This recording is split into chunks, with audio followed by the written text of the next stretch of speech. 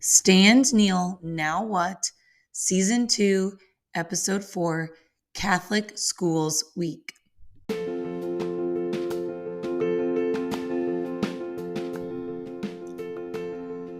Hi, my name is Karen. I like to say that I'm the good kind of Karen. I am first and foremost a daughter of God, a wife, mom of 2, and I recently came home to the Catholic Church. I love my faith so deeply that I want others to love it too. Whether you are a cradle Catholic, Catholic curious, or you have come home to the Catholic Church as an adult like I have, Stand, Kneel, Now What is the show for you. Through my love and lots of blunders, my goal is to help you along your faith journey. Our paths may be different, but all of our roads need to lead home so that we can be with our Father.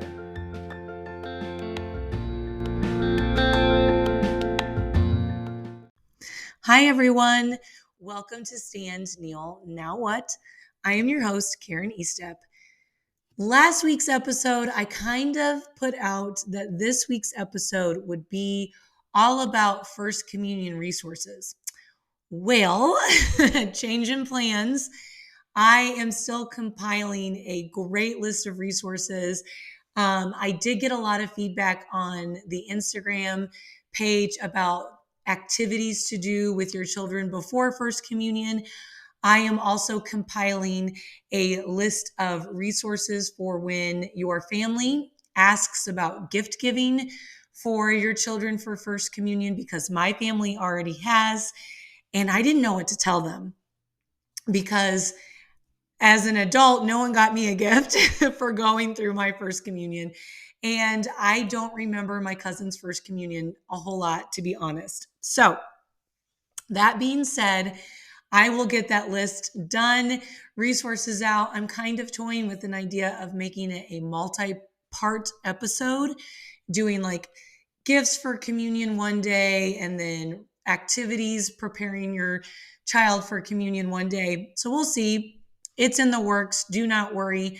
I have a great list of companies, though, that I am so excited to share because they have made some beautiful products, and I can't wait to share those with you guys. Okay, let's get started with our, I would say, is a uniquely Catholic prayer.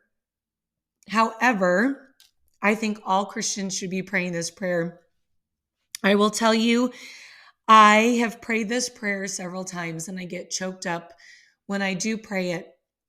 I pray this prayer when I feel like I am not focused on God's timing, and I need to be more focused on God's timing. And it's just, this prayer is so good for making you humble, calming you down, getting yourself centered back with Jesus, because you're asking Jesus to take away all of this noise and all of this desire that you may want, that God either has a different plan for you or it's just not time yet. So let's get into it. It is called the Litany of Humility. O Jesus, meek and humble of heart, hear me. From the desire of being esteemed, deliver me, O Jesus. From the desire of being loved, deliver me, O Jesus. From the desire of being extolled, deliver me, O Jesus. From the desire of being honored, deliver me, O Jesus. From the desire of being praised, deliver me, O Jesus. From the desire of being preferred to others, deliver me, O Jesus. From the desire of being consulted, deliver me, O Jesus. From the desire of being approved, deliver me, O Jesus. From the fear of being humiliated, deliver me, O Jesus. From the fear of being despised, deliver me, O Jesus. From the fear of suffering rebukes, deliver me, O Jesus. From the fear of being calumniated, deliver me, O Jesus. From the fear of being forgotten, deliver me, O Jesus. From the fear of being ridiculed, deliver me, O Jesus. From the fear of being wronged, deliver me, O Jesus. From the fear of being suspected, deliver me, O Jesus. That others may be loved more than I, Jesus, grant me the grace to desire it. That others may be esteemed more than I, Jesus, grant me the grace to desire it. That, in the opinion of the world, others may increase and I may decrease, Jesus, grant me the grace to desire it. That others may be chosen and I set aside, Jesus, grant me the grace to desire it. That others may be praised and I go unnoticed, Jesus, grant me the grace to desire it. That others may be preferred to me in everything, Jesus, grant me the grace to desire it. That others may become holier than I, provided that I may become as holy as I should, Jesus, grant me the grace to desire it. In the name of the Father, and the Son, and the Holy Spirit. All right, so you kind of guessed it. We are going to talk about Catholic Schools Week. So happy Catholic Schools Week. That is this week. Our Catholic school that my children attend is doing a lot of fun activities throughout the week. So I wanted to just get on here really quickly and share the story of why just choosing Catholic schools for my family, for my children, has really put me on this trajectory of coming home to the Catholic faith and falling so deeply in love with this faith that I want to be able to share it all the time. And it's just like in me all the time, this like joy that I have that I just want it to bubble out and, radiate to everybody. So my husband and I chose Catholic schools for our oldest because when we were looking at preschools, the Catholic school that our children attend and that is in our area was the only preschool around that taught Spanish to the 2-year-olds and up. So our school is a K through 8th school, and they have an in-person Spanish teacher that meets with the kids once a week. And coming from a background of learning languages, I knew that it was so incredibly important for my children to learn another language, whether it's Spanish, French, Italian, I don't care. But I was really excited to send them to a school that also made that a priority. And I also speak Spanish semi-fluently. I'm not as great as I once was, but I can hold my own. And anytime that I would try to teach my children Spanish, they'd cry and they'd go, "No, I don't like it. No, mommy, no."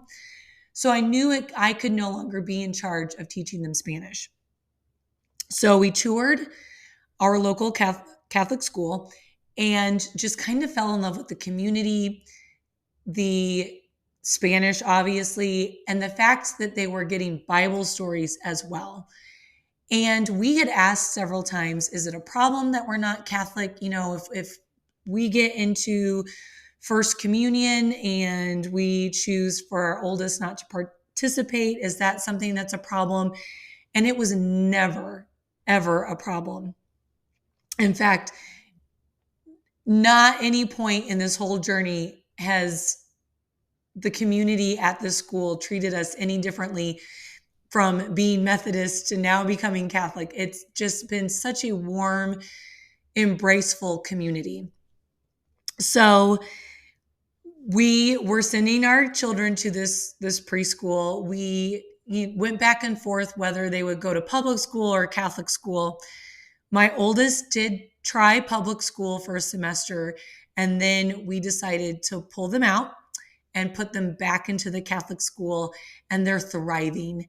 And it's just amazing what can happen at a Catholic school because they have religious classes, they have Spanish classes, they are just really concerned not only with learning about the basic things, reading, writing, math, but they're also concerned with my children one day going to heaven. Hopefully that day is not anytime in the near future. Hopefully it's far, far away. But the fact that the school I send my children to is also concerned with getting them to heaven means the world to me. And my husband has said several times that the school that we send our children to is not just a bunch of teachers. It's not just our children being, a number in a seat. It is all of these aunts and one uncle. There's one male teacher who teaches PE, but all of these aunts and uncles, and they're taking care of our children and they love our children. And it just makes it such a wonderful, welcoming, great place. So, this is me encouraging you. If you are even just thinking about your children going to a place where they're going to learn about the Lord and they're going to learn about Jesus Christ, go check out your Catholic school. We absolutely we love the community that we are a part of. We just have so many wonderful friends that are a part of this community that are really like aunts and uncles to our children too, as well as the teachers. So once again, if you are questioning if a Catholic school is right for your family, I 100% say go check it out. Just go on the tour, get some information. We live in a world that doesn't value religious education as much as I think it should. And even if I was not Catholic, I would 100% send my children to a school that values my child's soul being a part of the heavenly kingdom one day. And I think that makes all the difference. I think that they have really high expectations academically, but they know that that's not the end goal. The end goal is for everybody to be a saint in heaven. And that is what Christ called us. And it's a great call. I am thankful for Catholic school teachers. I am thankful for priests that are also part of Catholic schools. And I'm really thankful if you are part of the community that I am part of. I'm really thankful for this community because you are not only friends, but you have become part of a spiritual family that I am so proud to be a part of. So if you are questioning, go tour. Go take a tour of your local Catholic school. Go see what it's all about. There's a lot of wonderfully beautiful things happening. So this is your little nudge, I would say. Go check one out. All right, let's get into odd one out results from last week. Last week, the choices were shopping in person, online shopping, or having someone shop for you. So like if you did like a Stitch Fix which this is not sponsored by Stitch Fix either. But if you did something like that or, did your grocery store online platform. Anyway, the results are 10% voted shopping in person was the odd one out. 40% said online shopping and 50% said someone shopping for you as the odd one out. I would have to agree with the majority, someone shopping for me. I have had some success with Stitch Fix, not a lot. And we used to do online grocery ordering. However, sometimes that was a really hot mess. So I would agree with the results. All right, this one's odd one out. I'm really curious to see the results because everybody seems to have an opinion on water tumblers these days and water cups and what to drink your water out of. So your choice is, and by the way, once again, none of these brands sponsor the podcast.